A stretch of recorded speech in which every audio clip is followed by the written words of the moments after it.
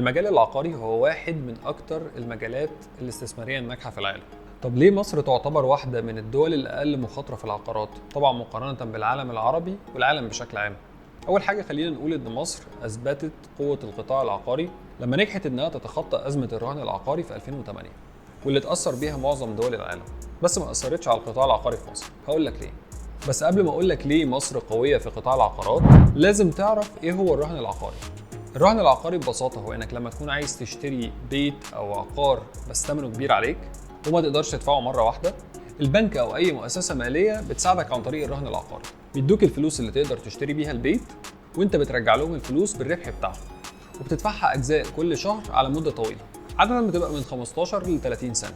والبيت أو العقار بيكون ضمان. ده معناه إنك لو بطلت تدفع الفلوس اللي عليك كل شهر، البنك هيقدر ياخد البيت تاني، أو بمعنى أصح هيحجز عليه وهيبيعه عشان ياخد فلوسه. اللي عمل الأزمة العقارية بره مصر في 2008 هو إن البنوك كانت بتقبل الناس اللي عندهم شغل ثابت وغالبا هيعرفوا يسددوا الفلوس. بعدها الفلوس كانت في البنوك كتير، فبدأوا يقبلوا الناس اللي ما عندهمش شغل ثابت أو مديونين بفلوس كتير، ودول يعتبروا مخاطرة عالية. وطبعا البنك قال إن أسعار العقارات كده كده بتزيد، فحتى لو ما دفعوش هيقدروا إن هم يحجزوا على العقار ويبيعوه بفلوس أكتر ويكسبوا.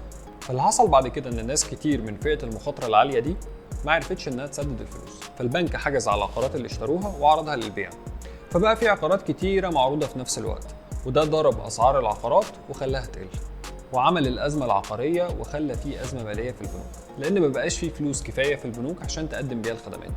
فالسبب الرئيسي ورا قوه القطاع العقاري في مصر هو انه مش معتمد على الرهن العقاري زي معظم الدول، بالعكس الشركات المطوره هي اللي بتاخد من العميل المقدم وبتقسط له الباقي.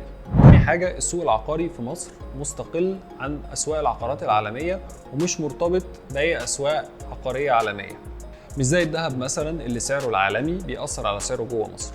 وكمان القطاع العقاري مستقل عن معظم القطاعات التانية في مصر، وده اللي خلى مصر متميزة في العقارات وأولوية للمستثمرين الأجانب. وأخيرا، لو محتار وعايز تعرف تفاصيل أكتر عن إزاي تختار صح قبل ما تشتري عقار، سجل بياناتك أو كلمنا وهنقدم لك استشارة مجانا. وخليك فاكر إن كل مكان بننصحك تستثمر فيه بنكون واثقين فيه ومستثمرين فيه إحنا كمان.